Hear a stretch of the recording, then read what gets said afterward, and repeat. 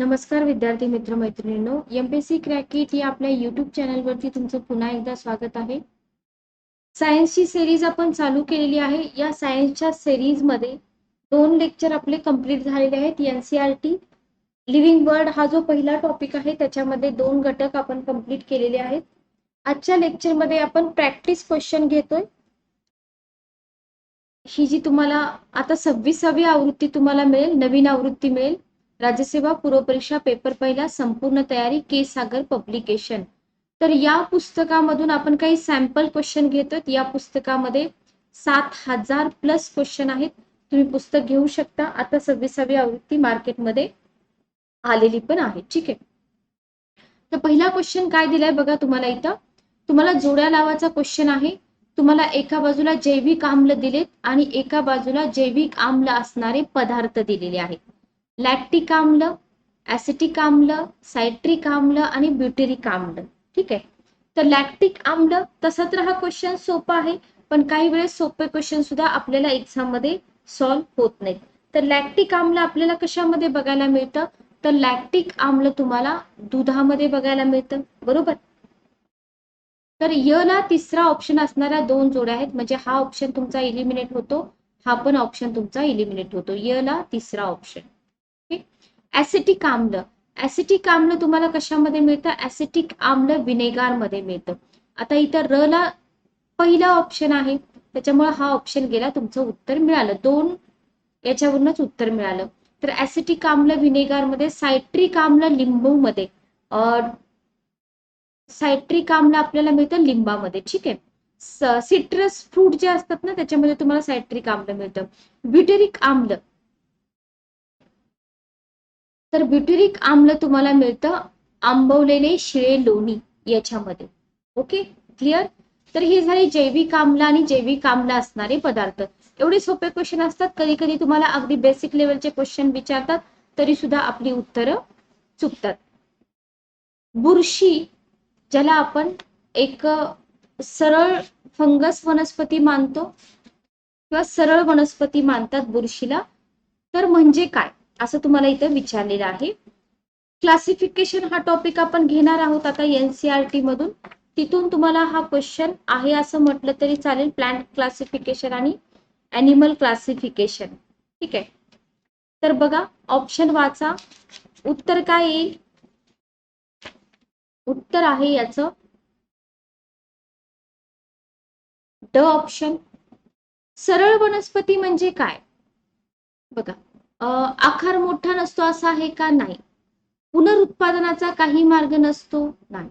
तिची वाढ होत नाही? वाढ तर होते ना, पण तिला सरळ वनस्पती का मानलं जातं? कारण त्याच्यामध्ये तुम्हाला जसं आपल्या झाडाप्रमाणे मुळे, देठ आणि पाने दिसून येत नाहीत, म्हणून तिला सरळ वनस्पती मानतात. तिची वाढ होत नाही म्हणून तुम्ही तिला सरळ वनस्पती म्हणू शकता का? नाही. तर असं नाहीये. तर मुळे, देठ आणि पाने तुम्हाला दिसून येत नाहीत म्हणून आपण म्हणतो सरळ वनस्पती. Okay, clear. 404 नंबरचा क्वेश्चन बघा. क्वेश्चन काय विचारलाय तुम्हाला? खालीलपैकी कोणत्या वर्गातील प्राणी थंड रक्ताचे म्हणजे पॉयकिलोथर्मिक. क्लासिफिकेशन टॉपिक मधूनच क्वेश्चन आहे बघा. पॉयकिलोथर्मिक. तर पॉयकिलोथर्मिक म्हणजे काय हे तुम्हाला आधी माहित पाहिजे. Okay, clear. तर काय असतं पॉयकिलोथर्मिक म्हणजे? हा, टेम्परेचर चेंज करण्याची जी ॲबिलिटी असते प्राण्यांची त्याला आपण म्हणतो पॉयकिलोथर्मिक. बरोबर. तर इथं तुम्हाला विचारत की कोणते प्राणी थंड रक्ताचे आहेत? कोणते प्राणी थंड रक्ताचे आहेत? तर याच्यामध्ये तुम्हाला ऑप्शन दिलेत मत्स्य. बरोबर. दुसरा ऑप्शन आहे, म्हणजे तुम्ही असं म्हणू शकता पक्षी आणि सस्तन प्राणी वगळता, याच्यामध्ये तुम्ही पक्षी आणि सस्तन प्राणी वगळता इतर प्राण्यांचं शरीराचं टेम्परेचर जे आहे ते वातावरणानुसार बदलतं, त्याला तुम्ही पॉयकिलोथर्मिक असं म्हणू शकता. डेफिनेशन लक्षात ठेवा. तर इथं आपलं उत्तर आहे 1, 2 आणि 4. बघा, डेफिनेशन वरून तुम्ही उत्तरापर्यंत पोहोचू शकता. डेफिनेटली पोहोचू शकता, कारण आपण काय बोललो? पक्षी आणि सस्तन प्राणी वगळायचे त्याच्यामधून. उभयचर येतील का? मग याच्यामध्ये येतील ना. मत्स्य आहेत, सरीसृप आहेत आणि उभयचर आहेत. आपल्याला फक्त सस्तन प्राणी आणि पक्षी वगळायचे होते. ओके. बाकी हे जे प्राणी, हे जे आहेत प्राणी, मत्स्य असेल, सरीसृप असेल आणि उभयचर असेल, ठीक आहे. तर यांच्या शरीराचं जे तापमान आहे ते वातावरणानुसार बदलतं. Okay, clear. तर याला तुम्ही म्हणणार पॉल्किलोथर्मिक. तर असे क्वेश्चन तुम्हाला कंबाईनला पण येतात आणि राज्यसेवा पूर्व परीक्षेला सुद्धा विचारले जातात. 405 नंबरचा क्वेश्चन बघा. खालीलपैकी प्रथिनांचा सर्वोत्कृष्ट सोर्स कोणता? तर प्रथिने तुम्हाला बेसिक लेवलची माहिती आहे, तरी पण मुलांना याच्यामध्ये प्रॉब्लेम येतो. म्हणजे मुलांना याची बेसिक लेवलची इन्फॉर्मेशन माहित नसते की प्रथिन म्हणजे काय, किंवा त्याला प्रोटीन्स म्हणतात, प्रोटीन्स कशापासून बनतात, किंवा जैव रासायनिक संयुगे आहेत का. पुढे जाऊन जर तुम्हाला क्वेश्चन विचारला की प्रोटीन्स जैव रासायनिक संयुगे आहेत का, कारण का जैविक क्रिया ज्या आहेत ना त्या प्रोटीन्सद्वारे पार पाडल्या जातात. लक्षात ठेवा, ज्या जैविक क्रिया असतात त्या प्रोटीन्सद्वारे पार पाडल्या जातात. प्रोटीन्स कशापासून बनतात?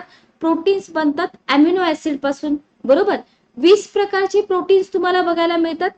आपल्या शरीरामधल्या पेशींतील म्हणजे पेशीमधील पाण्याचं प्रमाण जर तुम्ही बघितलं ना तर तुम्हाला सर्वात जास्त प्रमाण प्रोटीन्सचं दिसतं.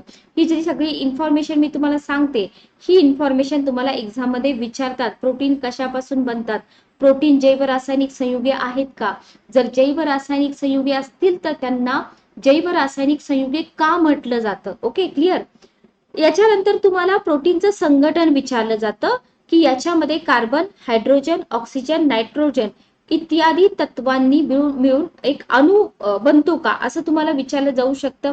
याच्या व्यतिरिक्त तुम्हाला प्रोटीनचा मुख्य अवयव सुद्धा विचारू शकतात, ज्याला प्रोटोप्लाझ्मा आपण म्हणतो, बरोबर. बरीचशी इन्फॉर्मेशन तुम्हाला विचारली जाते. प्लस तुम्हाला प्रोटीन्सची कार्य विचारतात. प्रोटीनचं कार्य काय आहे बघा. मानवी शरीरामध्ये म्हणजे आपल्या शरीरामध्ये उती आणि स्नायूंची बांधणी करायची. काय करायचं? उती आणि स्नायूंची बांधणी करायची. आपल्या बोन्सची जी वाढ होते, हाडांची जी वाढ होते आपल्या, ती कशामुळे होते? प्रोटीन्समुळे होते, बरोबर. संप्रेरके ज्याला आपण हार्मोन्स म्हणतो, आपले हार्मोन्स कोणापासून तयार होतात? प्रोटीन्स पासून तयार होतात, बरोबर. एन्झाईम्स याचं उत्पादन करणे, प्रथिन ऊर्जेचा सोर्स म्हणून कार्य करणे, आपल्या शरीरामध्ये रोगप्रतिकार शक्ती निर्माण करणे, शरीराची झीज भरून काढणे, अशा प्रकारचे जे कार्य आहे ते प्रोटीन्स कडून होतात. Okay, clear.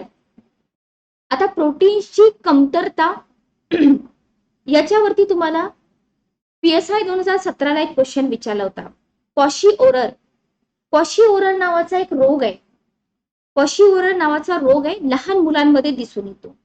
कशामुळे होतो?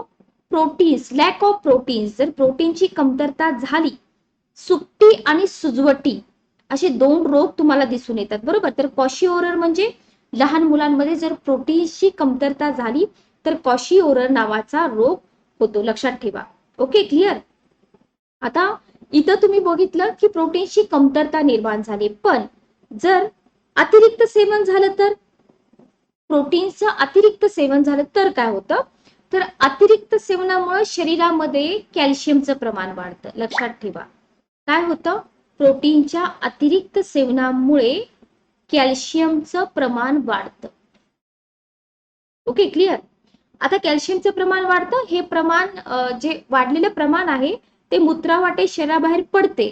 पण जर नाही पडलं तर, जर नाही पडलं तर किडनी स्टोन होतो, ज्याला आपण मूत्रपिंडामध्ये खडे म्हणतो, बरोबर. किडनी स्टोन होतो. त्याच्यामुळं जास्त पण नाही घ्यायचं, कमी पण नाही घ्यायचं. जास्तीचे प्रोटीन, आपल्याला काय वाटतं की जितकं प्रोटीन आपण जास्त घेईल तेवढे आपले बोन्स वगैरे मजबूत होतील, तर तसं नसतं. जास्तीचे प्रोटीन तुमच्या बोन्सला मजबूत करण्याच्या ऐवजी काय करतात? कमजोर करतात. ओके, एक्स्ट्राचे प्रोटीन जर तुम्ही घ्यायला गेलात ना तर ते हाडांना मजबूत करण्यापेक्षा काय करतात? कमजोर करतात. ठीक आहे. Okay, clear. आणि प्रथिनांच्या जास्तीच्या सेवनामुळे शरीरातील युरिक ऍसिडचं प्रमाण वाढतं. ही जी एवढी इन्फॉर्मेशन आहे मोर दॅन सफिशियंट आहे एक्झाम साठी. युरिक ऍसिडचं प्रमाण वाढतं आणि जे आपण संधिवात म्हणतो ना, संधिवात, तर संधिवात आणि ट्यूमर असतात ना, गाठीचे ट्यूमर, यांचं दुखणं संभवतं. तर जितके प्रोटीन तुमच्या शरीरासाठी हेल्पफुल आहेत तेवढेच हार्मफुल सुद्धा आहेत जर तुम्ही जास्त प्रमाणात घेतलं तर. आता याचं उत्तर काय आहे? तर प्रोटीनचा बेस्ट सोर्स आहे मासे. ओके, घेवडा, सफरचंद, लोणी याच्यामधून प्रोटीन्स सर्वोत्कृष्ट सोर्स तुम्ही म्हणू शकत नाही. क्लिअर, समजलं इथपर्यंत? चला पुढचा आपला क्वेश्चन आहे सल्फा ड्रग्ज विषयी. काय विचारलाय क्वेश्चन तुम्हाला? खालीलपैकी कशामुळे झालेल्या रोगांवर सल्फा औषधे प्रभावी ठरतात? आता होतं काय माहिती, मुलांना सल्फा ड्रग्ज काय असतात तेच माहित नसतं. सल्फोनिमाइड्स किंवा sulfa drugs group of medicine. तर हा एक मेडिसिनचा ग्रुप आहे. कुठे यूज केला जातो? Use to treat bacterial infection. Okay, तर सल्फा ड्रग्ज हा एक ग्रुप आहे मेडिसिनचा. हा बॅक्टेरियल इन्फेक्शन क्युअर करण्यासाठी वापरला जातो. ठीक आहे, तर उत्तर काय येईल तुमचं? आता इथं तुम्हाला विचारलंय की कशामुळे झालेल्या रोगांवरती. आता बॅक्टेरियल इन्फेक्शन कशामुळे पण होऊ शकतं, पण लोहाची कमतरता, सूक्ष्म जीवाणू, पेशीची अपसामान्य वाढ, हे तर उत्तर तुमचं इथं येणार नाही. मग उत्तर काय येईल याचं? जीवनसत्वांच्या कमतरतेमुळे. Okay, clear? जीवनसत्वांच्या कमतरतेमुळे जर रोग झाले तर त्याच्यावर देखील सल्फा ड्रग्ज उपयोगी पडतात. पण सल्फा ड्रग्ज काय आहेत हे आपल्याला माहिती. ठीक आहे, ओके, क्लिअर? चला पुढचा क्वेश्चन आहे की खालील अन्न घटक उष्मांक मूल्यांच्या संदर्भात उतरत्या क्रमाने लावा. अशा प्रकारचे क्वेश्चन तुमचे स्टेट बोर्ड मधून पण कव्हर होतात. कसं? स्टेट बोर्ड मध्ये तुम्हाला हे सगळं दिलेलं आहे. साखर आहे उष्मांक मूल्य, चीज आहे, कॅलरी म्हणा उष्मांक मूल्य जर समजत नसेल तर बटाटे, सफरचंद आणि मुळा. कॉमन सेन्स आहे बघा, एकदम कॉमन सेन्स. सर्वात कमी कॅलरी तुम्हाला कशातून मिळेल? मुळ्यामधून मिळेल. मग चौथा ऑप्शन जो उतरत्या क्रमानं म्हटले ना तुम्हाला, तर इथं 4 आहे, हा कट करा. इथं 5 आहे, हा राहू द्या. बाकी सगळीकडे 5 नंबर शेवटी आहे, त्याच्यामुळे हे बरोबर आहे. सफरचंद बरोबर, म्हणजे हा ऑप्शन तुमचा गेला, हा ऑप्शन राहील, हा पण ऑप्शन राहील. Okay, clear? आता आपल्याला माहितीये की साखरेपेक्षा पण चीज जे असतं ना, चीज, त्याच्यामधून तुम्हाला कॅलरीज जास्त मिळतात. बरोबर, तर या 2 वरून तुमचं उत्तर येऊ शकतं. आणि जर तुम्ही कंपॅरिझन केलं बटाटा आणि साखरेमध्ये, तर जास्त कॅलरी मूल्य तुम्हाला साखरेमधून मिळतं, त्याच्यानंतर बटाट्यामधून मिळतं. ओके, तर असे क्वेश्चन हातचे मार्क असतात. कॉमन सेन्स वरती क्वेश्चन सॉल्व्ह होतात. याच्यामध्ये तुम्हाला काही अभ्यास वगैरे जास्त करायची गरज नाही. इथे तुम्हाला इमेज दिलेले आहेत बघा, कोल्ड ब्लडेड एनिमल्स. जे आपण पॉइक्युलोथर्मिक क्वेश्चन बघितलं ना, तर त्याच्यामध्ये तुम्हाला काय काय येतं बघा. फिश येतात, ॲलिगेटर येतात, फ्रॉग येतात, लिझार्ड, क्रोकोडाईल आणि स्नेक, हे आहेत कोल्ड ब्लडेड ॲनिमल. फक्त लक्षात काय ठेवायचंय तुम्हाला, पक्षी याच्यामध्ये येत नाही. ओके, आणि सस्तन प्राणी. आता पाठीमागे एक क्वेश्चन आपण कशाविषयी घेतला होता? डिसीज संबंधी घेतला होता, बघून घ्या. इथं क्वेश्चन आपण एक घेतला होता. कोणता क्वेश्चन घेतला होता? सल्फा ड्रग्ज वर क्वेश्चन घेतला होता. ठीक आहे, तर डिसीज तुम्हाला इथे दिलेला आहे चिकन पॉक्स. पॅथोजन तुम्हाला दिलेला आहे, कोणत्या व्हायरसमुळे होतो. सिम्पटम्स तुम्हाला दिलेले आहेत, स्मॉल पॉक्स, व्हेरिओला व्हायरस, त्याच्यानंतर polio virus, measles, rubella virus, mumps virus, त्याच्यानंतर रेबीज, हायड्रोफोबिया म्हणतात त्याला, रेबीज व्हायरस. ठीक आहे, तर हे सगळं तुम्हाला जोड्या लावामध्ये आयोग विचारतं. 7 डिसीज कॉज्ड बाय बॅक्टेरिया. आपण काय बघितलं होतं? बॅक्टेरियल इन्फेक्शन वरती कोणती औषधं वापरली जातात? सल्फा ड्रग्ज वापरली जातात. तर बॅक्टेरियल इन्फेक्शन झाल्यावर तुम्हाला कोणकोणते डिसीज होतात? तुम्हाला डिसेंट्री लागते, तुम्हाला कॉलरा होतो, टीबी होतो, निमोनिया होतो, मेनिंजायटिस होतो. बरोबर, स्टाफ इन्फेक्शन होतं, फ्लेश इटिंग डिसीज होतो. जसं तुम्हाला राज्यसेवेला स्लीपिंग सिकनेस विचारला होता. स्लीपिंग सिकनेस, एवढे छोटे छोटे आणि सोपे क्वेश्चन तुम्हाला लोकसेवा आयोग विचारतं. फक्त ते तुम्हाला बॅक्टेरियामुळे होतात किंवा इतर जीवाणू विषाणू, हे 2 टाईप तुम्हाला विचारले जातात. ठीक आहे का? व्हायरसमुळे होतात, ते आपल्याला माहित पाहिजे. याच्यानंतर आपण क्वेश्चन बघितला होता व्हिटॅमिनशी रिलेटेड. तर इथे तुम्हाला आपल्या शरीरासाठी जे इम्पॉर्टंट व्हिटॅमिन आहेत आणि त्याचे सोर्स आहेत ते दिलेले आहेत. व्हिटॅमिन ए तुम्हाला सर्वांना माहिती आहे की व्हिटॅमिन ए तुम्हाला गाजरामधून मिळतं. शकरकंद म्हणजे तुम्ही जे रताळे खाता ना, रताळा, त्याच्यामधून मिळतं. मेथी आहे, पत्ता गोबी आहे, हिरव्या पालेभाज्या आहेत, त्याच्यामधून तुम्हाला व्हिटॅमिन ए मिळतं. व्हिटॅमिन बी तुम्हाला दुधामधून मिळतं, डेअरी प्रोडक्ट्स मधून मिळतं, अंड्यामधून मिळतं, फळांमधून मिळतं, हिरव्या पालेभाज्यांमधून पण मिळतं. व्हिटॅमिन सी सर्वांना माहित आहे, सांगायची गरज नाही. व्हिटॅमिन डी नॅचरल सोर्स तर आपल्याला माहिती आहे, सूर्याची किरण. पण व्हिटॅमिन डी तुम्हाला दूध, दही, पनीर, संत्री आहेत, सिट्रस फूड, त्याच्यानंतर लोणी आहे, अंडी आहे आणि मासे आहे, याच्यामधून मिळतं. व्हिटॅमिन ई तुम्हाला अक्रोड, बदाम, सूरजमुखी म्हणजे आपली काय म्हणतात त्याला, सूर्यफुलाचे बीज, त्याच्यानंतर पपिता, याच्यामधून तुम्हाला व्हिटॅमिन ई मिळतं. ठीक आहे. व्हिटॅमिन के तुम्हाला मिळतं हिरव्या पालेभाज्या, पत्ता गोबी आणि फुलगोबी याच्यामधून. तर हे आपल्याला दिसताना इतकं साधं सिंपल दिसतं, पण जर एक्झाम मध्ये तुम्हाला सोर्स विचारले ना, तर पुन्हा ते सोर्स तुमचे चुकू शकतात. ठीक आहे. Okay, clear. चला, ही एक डायग्राम तुम्हाला दिलेली आहे, याला आयएमपी करून घ्या. आता याला आयएमपी का करायचं, तर इथं तुम्हाला व्हिटॅमिनचे ग्रुप दिलेत, त्याची जी नावं आहेत ती तुम्हाला लक्षात ठेवा. व्हिटॅमिन ए रेटिनॉल म्हणतात, जोड्या लावामध्ये विचारतात. Vitamin B1 thiamine, vitamin B2 riboflavin, vitamin B3 nicotinamide, vitamin B5 pantothenic, vitamin B6 pyridoxine, vitamin B7 biotin, B9 folic acid, B12 cyanocobalamin, C ascorbic, हे सगळ्यांना माहित असतं. D calciferol, E tocopherol. हे पाठ करून टाकायचं डायरेक्ट. एक्झाम मध्ये 2 mark आपले पक्के होऊन जातात. डायरेक्ट पाठ करून टाका आणि रिव्हिजन पण करा, कारण इथं दिसताना सगळं सोपं दिसतं, एक्झाम मध्ये पुन्हा कन्फ्युजन होतं. पुढचा क्वेश्चन बघा. क्वेश्चन तुम्हाला विचारलाय की हायड्रोजन सल्फाइड हा वायू तुम्हाला कशामध्ये आढळतो? कोणता वायू? Hydrogen sulphide. मोर serious than just bad smell. तर कच्च्या खनिज तेलामध्ये, कोळशाच्या खाणीत, नैसर्गिक वायूमध्ये, वातावरणामध्ये, ज्वालामुखीमध्ये का दलदलीच्या प्रदेशामध्ये? तर हायड्रोजन सल्फाइड हा जो वायू आहे तो तुम्हाला कोळशाच्या खाणीत नाही मिळत. कुठे मिळतो? कच्च्या खनिज तेलामध्ये मिळतो. ठीक आहे. त्याच्यानंतर नैसर्गिक वायूमध्ये पण मिळतो, वातावरणामध्ये नाही. मग वातावरणात असता तर आपल्याला त्रास झाला असता की नाही त्याचा. तर तुम्ही 4 ऑप्शन इलिमिनेट, पण इथे ऑप्शन तसा नाहीच आहे. आणि दलदलीच्या प्रदेशात मिळतो. ठीक आहे. इथे तुम्हाला दिलेला आहे hydrogen sulphide. Okay, what is hydrogen sulphide? Hydrogen sulphide chemical formula आहे H2S. कसा असतो? कलरलेस असतो. इथे बघा, सडलेला अंड असतं की नाही, सडलेला अंड, त्याचा स्मेल कसा असतो? खराब असतो. सेम तसा स्मेल असतो या हायड्रोजन सल्फाइडचा, बरोबर. म्हणून वातावरणामध्ये दिसून येत नाही तुम्हाला. Okay, clear.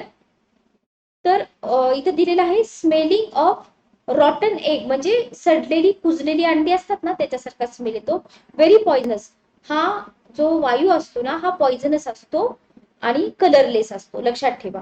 ओके, इथे ज्वालामुखीचं चित्र दिले. तर काय काय लक्षात ठेवायचं?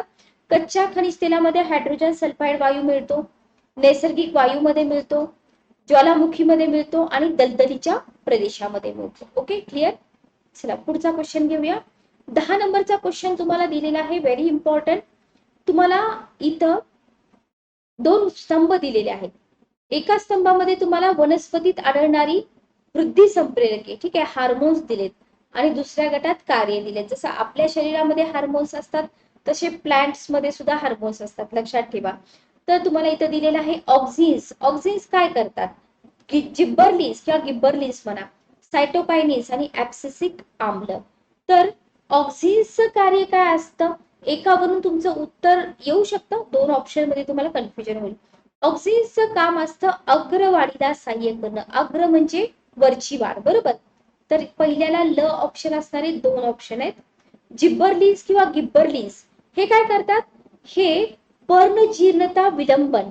ओके. सायटोकायनिन्स, सायटोकायनिन्स जे आहेत ना, ते तुम्हाला, सॉरी, एकच मिनिट थांबा.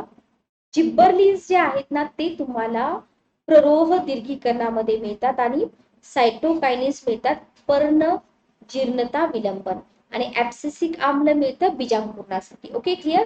तर ऍब्सिसिक आम्लवरनं तुमचं उत्तर येत होतं. ज्या विद्यार्थ्यांना ऍब्सिसिक आम्ल बीजांकुरणासाठी उपयोगी पडतं हे माहित होतं, तर त्यांना हा क्वेश्चन सॉल्व्ह होत होता. तर ऑक्झिन्सचं कार्य काय? अग्रवाढीला सहाय्य. जिब्बरलिन्सचं कार्य काय? प्ररोह दीर्घीकरण.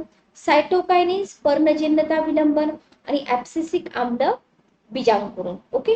आता इथं बघा, इथे तुम्हाला एक चार्ट दिसत आहे, ठीक आहे. फायटोहार्मोन्स, फायटो हार्मोन्स म्हणजे काय? प्लांट मधील हार्मोन, त्याला म्हणतात फायटो हार्मोन्स.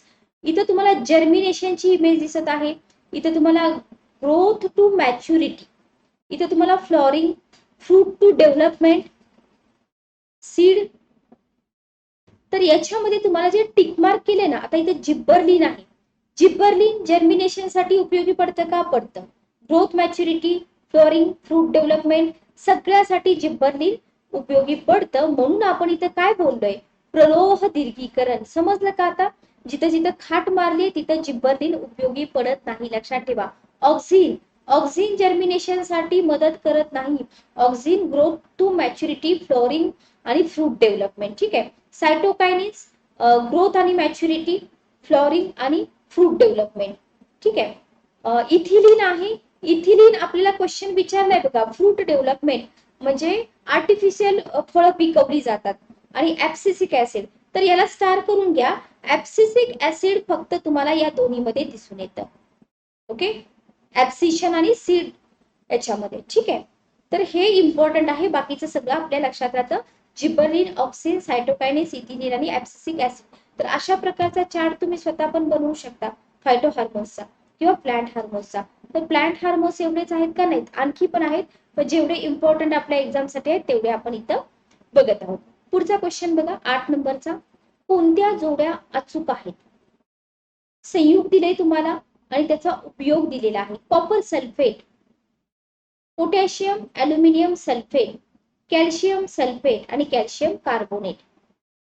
आता इथं आपल्याला जोड्या ऑलरेडी जुळवून दिलेत, फक्त तुम्हाला त्यातल्या अचूक जोड्या ओळखायच्या. ठीक आहे. तर कॉपर सल्फेटचा उपयोग जो आहे ना, तो बोर्डो मिश्रण निर्मितीसाठी होतो. ओके. पण पोटॅशियम ॲल्युमिनियम सल्फेटचा उपयोग अस्थिभंग जोडणीसाठी होत नाही. कॅल्शियम सल्फेटचा उपयोग रक्तप्रवाह थांबवण्यासाठी होत नाही. या दोन संयुगांचा उपयोग कशासाठी होतो? कमेंट बॉक्स मध्ये सांगा. कॅल्शियम कार्बोनेटचा उपयोग शिल्पकाम करण्यासाठी होतो. तर 1 आणि 4, तर ह्या संयुगांचे उपयोग आणि वापर तुम्हाला स्टेट बोर्ड मध्ये दिसून येतात. स्टेट बोर्डची पुस्तकं काढा, स्टेट बोर्ड मध्ये तुम्हाला हे बेसिक लेवलचं सगळं नॉलेज मिळून जाईल. ठीक आहे. पुढचा क्वेश्चन आहे, सुयोग्य जोड्या जुळवा. काय दिले तुम्हाला? रोग प्रसाराचं माध्यम आणि रोग दिले आहेत. डासामुळे कोणता रोग होतो? वालुकामक्षीमुळे कोणता रोग होतो? हवेमुळे कोणता रोग होतो? आणि अन्नामुळे म्हणजे अन्नामधून कोणत्या रोगाचा प्रसार होऊ शकतो? म्हणजे दूषित अन्न खाल्लं किंवा फूड पॉइझनिंग झालं, बरोबर. तर बघा, डासांमुळे कोणता रोग होतो? सिंपल क्वेश्चन आहे. डासांमुळे चिकनगुनिया होतो का? होतो, चिकनगुनिया. ठीक आहे. हवेमधून घटसर्प, अन्न, जुलाब, जर अन्न दूषित असेल तर जुलाब होतो. वालू कामक्षी म्हणजे घरातली माशी, तर तिच्यामुळे होतो काळा आजार. ठीक आहे. Okay, clear. तर अशा प्रकारचे रोग आणि रोग प्रसाराचं माध्यम आणि रोग तुम्हाला विचारला जातो. 2 मार्काला क्वेश्चन विचारतात. दिसताना सोपं दिसतं, पण तुम्हाला तिथं अडचण येऊ शकते. इथं तुम्हाला एक चार्ट दिसत आहे, बघून घ्या. चार्ट तुम्हाला क्लिअर दिसतोय का? बघा, डिसीज दिलेला आहे. एका बाजूला डिसीज आहे, एका बाजूला डेफिशियन्सी आहे आणि एका बाजूला सिम्पटम आहेत. ॲनिमिया कशाच्या डेफिशियन्सीमुळे होतो? हिमोग्लोबिन, ज्याला तुम्ही आयर्न म्हणता, बरोबर. आता याच्यामध्ये सिम्पटम काय? तर जनरल वीकनेस आणि कॉम्प्लेक्शन. ठीक आहे. ग्वायटर आयोडीनच्या कमतरतेमुळे होतो. पेनफुल जॉईंट्स, काय होतं? पेनफुल जॉईंट्स ग्वायटर मध्ये. बेरी बेरी विटॅमिन बी किंवा थायमिन याच्या डेफिशियन्सीमुळे होतो. ओके. आता बेरी बेरी मध्ये काय होतं बघा, वीकनेस जाणवतो, स्वेलिंग येते, पायामध्ये तुम्हाला पेन होतं, त्याच्यानंतर तुम्हाला एनलार्ज्ड हार्ट दिसून येतं बेरी बेरी मध्ये. ठीक आहे. पण डेफिशियन्सी कशाची आहे? थायमिन, विटॅमिन बी ची आहे. स्कर्वी नावाचा रोग होतो विटॅमिन सी च्या डेफिशियन्सीमुळे, ज्याला आपण ऍस्कॉर्बिक ऍसिड म्हणतो. ठीक आहे. ओके. रिकेट्स होतो विटॅमिन डी मुळे. स्लीपनेसनेस, बरोबर, स्लीपिंग सिकनेस. त्याच्यानंतर तुम्ही इथं म्हणू शकता, इथं काय होऊ शकतं बरं? डायरिया होऊ शकतो, बरोबर. नाईट ब्लाइंडनेस बघा, व्हिटॅमिन ए, नाईट ब्लाइंडनेस हे सगळ्यांना माहिती. Xerophthalmia, vitamin A, dryness. Dermatosis, vitamin A, skin disease आहे. ठीक आहे. पेलाग्रा आहे, nicotinic acid, vitamin B complex.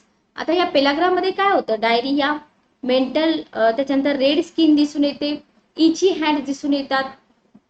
तर अशा प्रकारचे सिम्पटम्स तुम्ही लक्षात, एकदम सिम्पटम्स लक्षात ठेवा, जेणेकरून तुम्हाला इलिमिनेशन मेथड वापरून क्वेश्चन सॉल्व्ह करता येतील. ओके, क्लिअर, समजलं इथपर्यंत? चला, पुढचा क्वेश्चन आहे 376 नंबरचा, की खालीलपैकी कोणत्या झाडाच्या पानावर मेणाचा थर दिला तर त्याच्या चयापचय क्रियेमध्ये अडथळा येईल? कमळ आहे, निवडुंग आहे, कोरफड आहे, केळी आहे. 4 ऑप्शन दिलेले आहेत. तर काय येईल उत्तर बघा. उत्तर आहे या क्वेश्चनचं कमळ. बरोबर. 376 नंबरचा क्वेश्चन बघा, कमळ.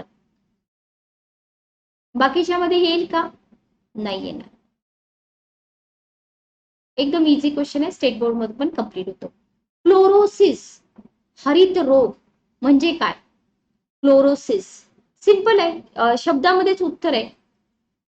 हरितद्रव्य कमी पडल्यामुळं झाडाची पानं पिवळी दिसतात, त्याला म्हणतात क्लोरोसिस. हरितद्रव्याचा अभाव म्हणू शकता का तुम्ही? नाही म्हणू शकत, कारण का? पानं पिवळी पडली तिथं. ठीक आहे, ओके, क्लिअर. मधमाशा कशास विशेष संवेदनशील असतात? 378 नंबरचा क्वेश्चन. अतिनील किरण, अतिनील किरणांना मधमाशा विशेष संवेदनशील असतात. हा क्वेश्चन तुमचा स्टेट बोर्ड मधून आहे. स्टेट बोर्ड मध्ये तुम्हाला अतिनील किरणांची माहिती मिळून जाते.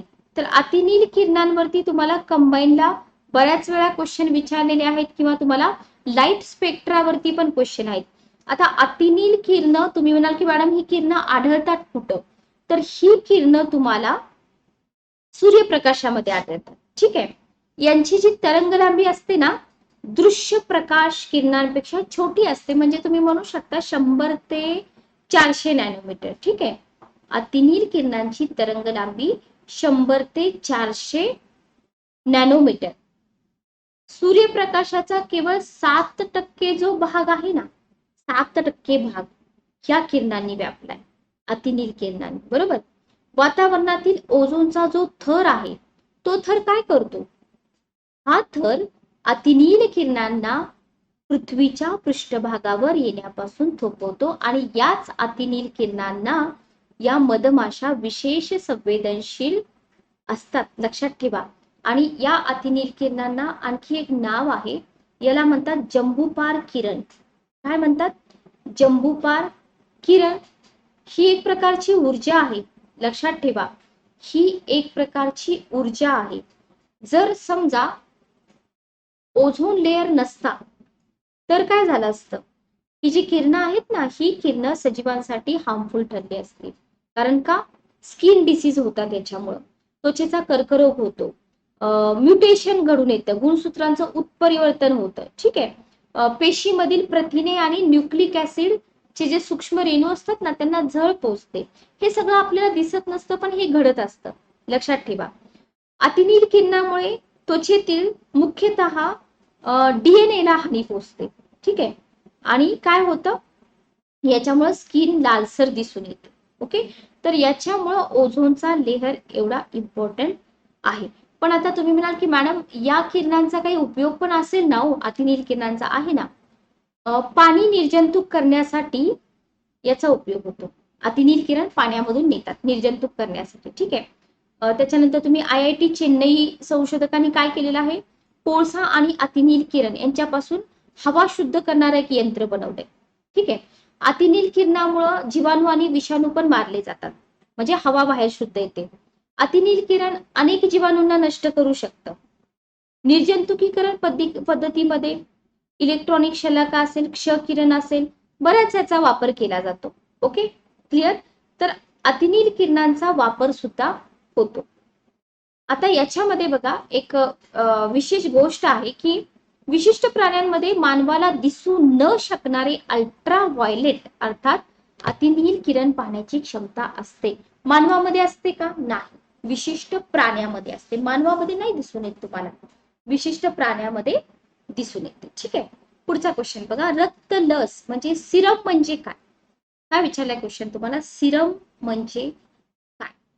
तर प्लाझ्माचं दुसरं नाव आहे फायब्रिनोजन नसलेला प्लाझ्मा, शुद्ध केलेलं रक्त आणि रक्तपेशी विरहित रक्तद्रव्य. तर याचं उत्तर आहे फायब्रिनोजन नसलेला प्लाझ्मा. ब्लड कंपोजिशन, ब्लड हा एक सेपरेट टॉपिक येतो तुम्हाला, याच्यामध्ये तुम्हाला ब्लड कंपोजिशन विचारलं जातं.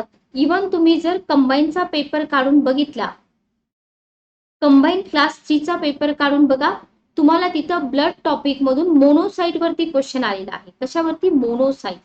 की मोनोसाइट म्हणजे काय आणि मोनोसाइटचं काम काय असतं. ठीक आहे. जर आपण थेरीमध्ये हा टॉपिक घेतला तर तिथं आपण बघूया की प्लाझ्मा म्हणजे काय असतो, त्याच्यानंतर फायब्रिनोजन म्हणजे काय असतं.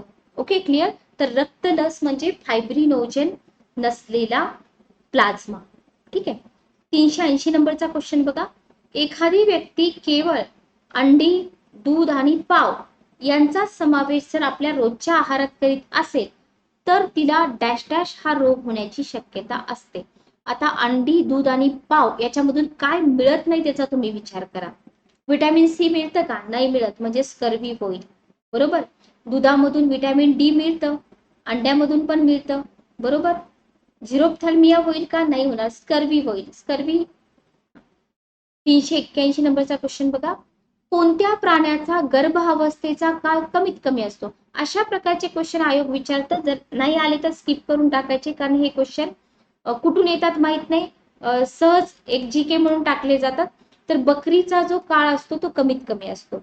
आता ज्यांचं बॅकग्राऊंड शेतीशी रिलेटेड वगैरे आहे त्या विद्यार्थ्यांना हे क्वेश्चन येऊ शकतात, पण ज्यांना याच्याबद्दल काहीच आयडिया नाहीये त्यांनी चुकीची उत्तरं द्यायचा प्रयत्न करू नका. बघा, इथं तुम्हाला कंपोनंट्स ऑफ ब्लड दिलेला आहे, बघून घ्या. थेरीमध्ये आपण शिकूयाच.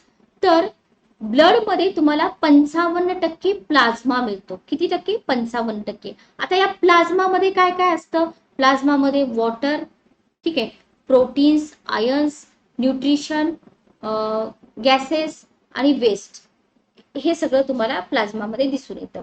1% प्लेटलेट्स आणि WBC असतात. 44% रेड ब्लड सेल असतात. तर हे आहे ब्लडचे कॉम्पोनंट्स. लक्षात ठेवा, 55% प्लाझ्मा, 1% प्लेटलेट्स, WBC आणि 44% RBC.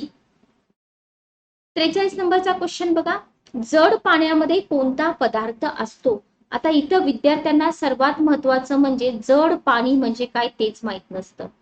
जड पाणी म्हणजे काय? ओके. मग जर तुम्हाला जड पाणी म्हणजे काय तेच माहित नसेल तर मग तुम्ही त्याच्यामध्ये कोणता पदार्थ असतो कोणता पदार्थ नसतो हे कसं ओळखणार? तर ड्यूटेरियमचे 2 अणू. कशाचे 2 अणू? ड्यूटेरियमचे 2 अणू.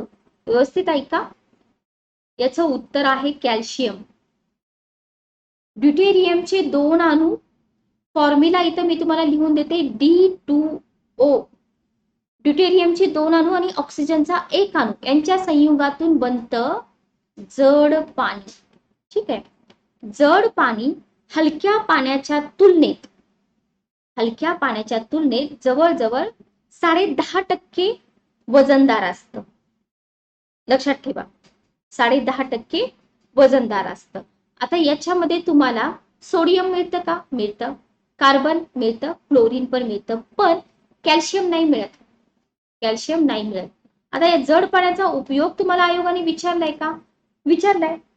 साधं पाणी जे असतं ना, साधं पाणी ते न्यूट्रॉन्सला पुष्कळ जास्त प्रमाणात नष्ट करतं, म्हणून साधं पाणी वापरत नाहीत अणुभट्टीमध्ये. मग जड पाणी काय करतं? न्यूट्रॉन्सला जास्त प्रमाणात नष्ट करत नाही. मग याच्यामुळे काय होते, जी सायकल असते ना अणुभट्टीमधील आण्विक प्रक्रियामधील जी चेन आपल्याला टिकवून ठेवायची असते, ओके, जड पाणी वापरलं जातं. म्हणजे न्यूट्रॉनचा वेग कमी करण्यासाठी जड पाणी मंदक म्हणून वापरलं जातं. लक्षात ठेवा. Okay, clear. तर इतकंच तुम्हाला एक्झाम मध्ये विचारतात, बाकी तुम्हाला जास्त विचारत नाहीत. इथं तुम्हाला याचा उत्कलन बिंदू वगैरे विचारत नाहीत, फक्त जड पाण्यामध्ये तुम्हाला कोणकोणते पदार्थ मिळतात आणि जड पाण्याचा उपयोग कशासाठी केला जातो इतकं फक्त लक्षात ठेवा. 44 नंबरचा क्वेश्चन बघा. कोणत्या वृक्षाच्या सालीपासून हिवतापावरील क्विनाईन म्हणजे कोयनेल हे औषधी द्रव्य मिळवले जाते? आता हिवताप म्हणजे काय? काही मुलं म्हणतील मॅडम याला इंग्लिश मध्ये काय म्हणतात? मलेरिया म्हणतात का काय म्हणतात? मलेरियाच म्हणतात, बरोबर. तर हिवतापावरचे उपचार काय आहेत? क्लोरोक्विन हे औषध देतात. सुरुवातीला क्लोरोक्विन औषध देतात, म्हणजे क्विनाईन ही जी सेरीज आहे ना औषधांची, ही औषधं दिली जातात हिवतापासाठी किंवा मलेरियासाठी. ठीक आहे.